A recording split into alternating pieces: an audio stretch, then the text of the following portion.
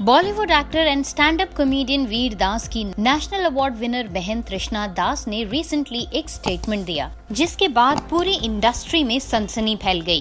तृष्णा दास ने कहा कि उनका कई बार यौन शोषण हुआ है। तृष्णा दास एक नोटेड डॉक्यूमेंट्री फिल्म मेकर है। तृष्णा दास ने कहा कि ये वर्क प्लेस पर काफी आम बात थी और महिलाएं एक दूसरे को कंफर्ट देने और रक्षा करने के लिए दूसरी महिलाओं की तलाश करती थीं। पिछले कुछ वक्त से लगातार बॉलीवुड में सेक्सुअल हैरेसमेंट की खबरें आ रही हैं। हाल ही में शर्लिन चोपड़ा ने राज कुंद्रा पर सेक्सुअल मिसकंडक्ट के सनसनीखेज आरोप लगाए।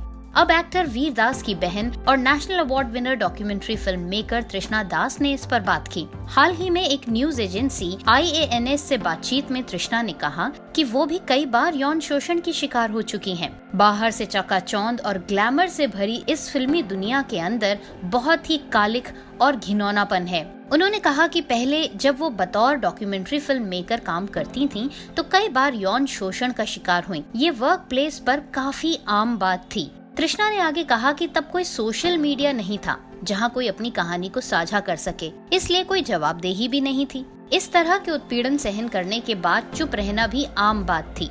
पुरुषों को इस बात का कोई डर नहीं था, क्योंकि उस समय महिलाएं आम तौर पर ऐसी बातों को सार्वजनिक नहीं किया करती थीं और इसी वजह से पुरुषों का भी हौसला बढ़ता था। तृष्णा के मुताबिक सोशल मीडिया और वर्क प्लेस पर यौन उत्पीड़न के बारे में लगातार बातचीत और मीटू आंदोलन ने काफी बदलाव लाया है। ये महिलाओं को सशक्तिकरण दे रहा है। हालांकि वो उम्मीद करती हैं कि इस आंदोलन का राजनीतिकरण न हो। मीटू के जरिए उन्होंने अपनी बात क्यों नहीं रखी, ये पूछे जाने पर उन्होंने जवाब दिया कि वो लोग इतने मशहूर नहीं हैं। मैं उनमें से किसी के भी कांटेक्ट में नहीं हूँ। मुझे ये भी नहीं पता कि वो अब कहाँ हैं। उस वक्त सोशल मीडिया या व्हाट्सएप भी नहीं था जो मैं उनके संपर्क में रह पाती।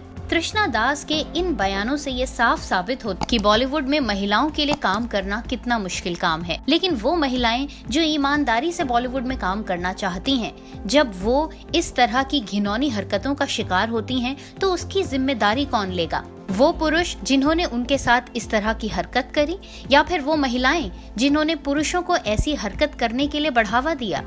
बॉलीवुड 2 मिनट्स की रिपोर्ट।